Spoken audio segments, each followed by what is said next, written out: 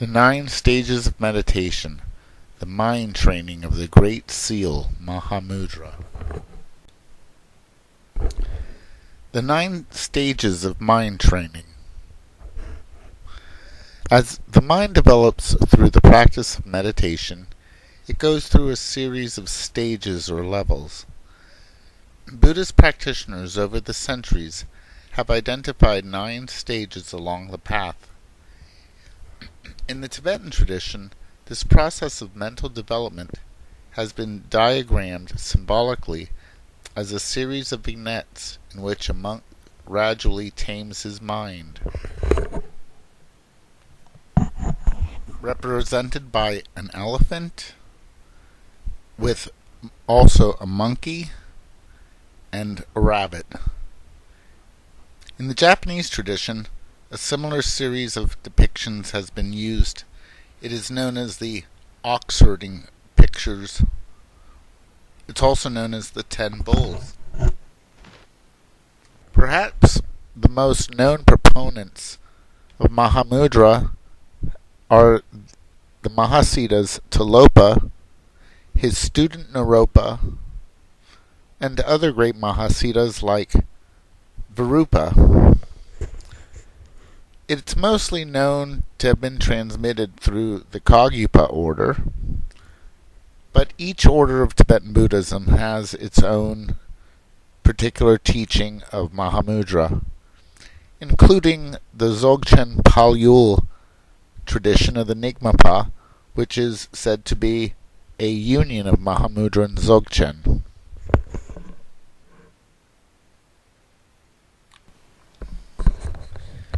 There are said to be esoteric or secret forms of Mahamudra teachings, as well as the non-esoteric forms.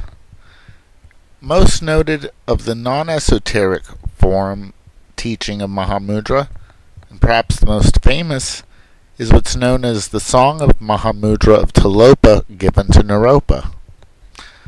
Of the esoteric teachings of Mahamudra, typically it is associated with the highest Yoga Tantra teachings as the completion stage level. It's said that there are generally 4 stages or 4 mandalas of Mahamudra in the esoteric, and this is also depicted usually in the esoteric literature as union stages with a consort. The first stage is said to be the glance. The second stage is said to be the kiss. The third stage is said to be the embrace. And the fourth stage is said to be complete union. This is depicted as the male and female deities in physical union. This is said to be done with the outer, the inner, and the secret consorts. Up to the level of the third is actually the use of a physical consort in the old traditions. Nowadays, monks visualize the consorts, but the fourth stage is usually represented by a complete realization of the yogi in a solitary meditative state, which is the Mahamudra. The previous states are known as the Prajna-yunya, the Jnana Mudra, and Karma Mudra. Most people know the consorts as the name of Karma Mudra. Mahamudra is that highest union that occurs in the seat of the consciousness. The first stage of Mahamudra shows a picture of a monk who represents the meditator or the yogi, and he is following after the elephant, which represents the mind to be tamed and trained, but the mind is being led around by the monkey, which represents discursive emotions, ignorance, lusts, and so on. It is in this first setting out that's said to be called searching for the mind. And this is done in formal meditation when one first learns proper methods of sitting, breath control, breath counting, and basically following the techniques of tranquilization of the mind. In these pictograms, we see fire. Fire represents the purification process.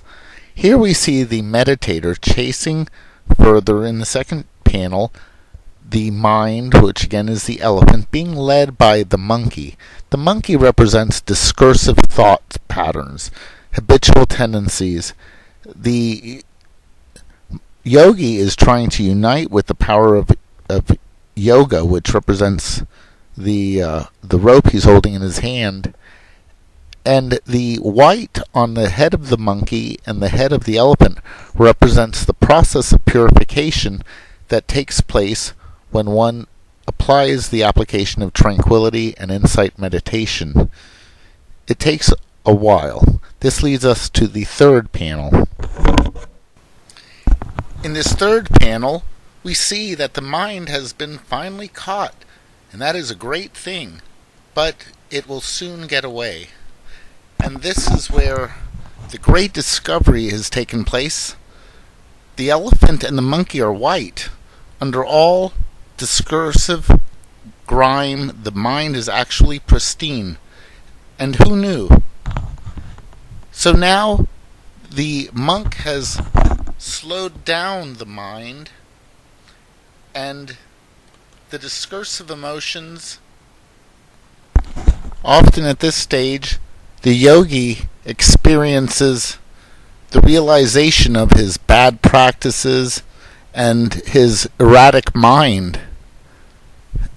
This is when many practitioners of meditation actually have a very difficult time experiencing the control of say, habitual energy, lusts, and so on.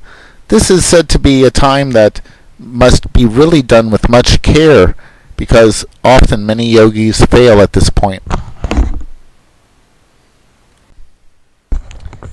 This leads us to the fourth panel, in which the mind has actually become purified, and the monkey is no longer controlling the mind, but we have a new subtle aspect that has arrived in the picture, and this is the rabbit. The rabbit represents restlessness and the quickness of the mind to be unsatisfied with states of meditation and so on. This erraticness of mind often leads one into disregarding the practices again because of that restless nature. But this is soon conquered. Here we are at the fifth stage, where the meditator has finally taken the lead of the mind and also of the erratic nature of the undisciplined emotions and propensities and habits of the monkey, and also the rabbit, that dissatisfied aspect which seeks to stop practice starts becoming less apparent, and one starts developing true meditative absorption. This then leads us to the sixth stage.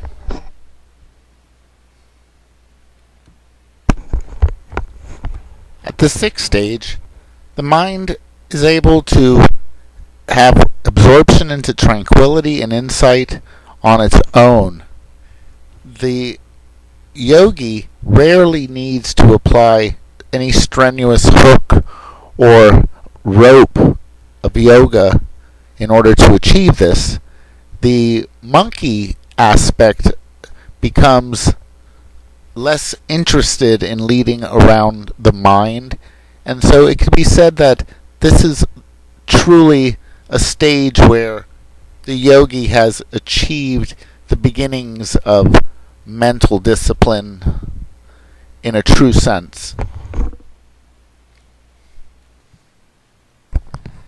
At the seventh stage, it is called stillness, because the mind and its cravings have finally stopped.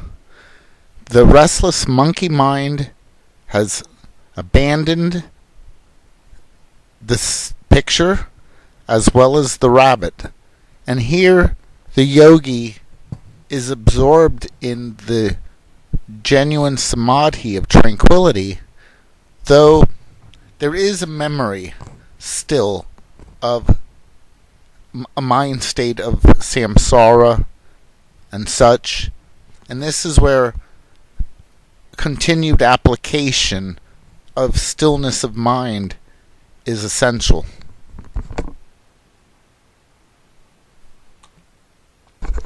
This leads us now to the eighth stage, where the meditator at will is leading the mind, which has been subdued and eradicated of discursive thought emotions and the poisonous tendencies of the mind.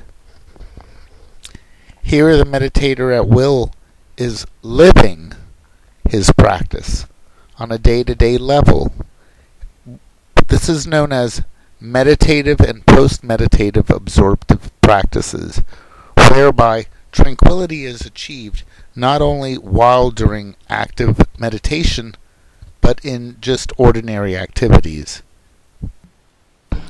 This is also seen as a loosening up of one's vows to strenuous practice. This is often seen in older age practices of yogis that have been practicing their whole lives. This is a pristine state.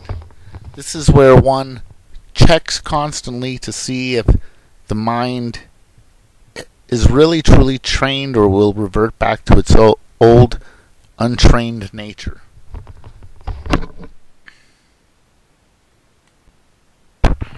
Here at the ninth stage is said to be true union of the yogi and his mind, where they both can rest together without any fear of returning back to the undisciplined, hellish mind state of suffering. Now the yogi has achieved true samadhi in his practice. He has been trained, disciplined, and now he is experiencing the realization of his genuine effort and practice. This is the ninth stage. Here in the 10th picture, which is actually not one of the stages, but this is post-completion. This is said to be the yogi riding his pure mind all the way home, or to nirvana. This is a stage in which the yogi has no more practice, and all one must be concerned with is living in the absorption of a pure mind. This is the goal of yogis in the Mahamudra tradition. This is said to be the result of Vipassana Samatha, and in the Zen tradition, this is known as Kensho, and this is the goal of all yogis in the Mahamudra tradition.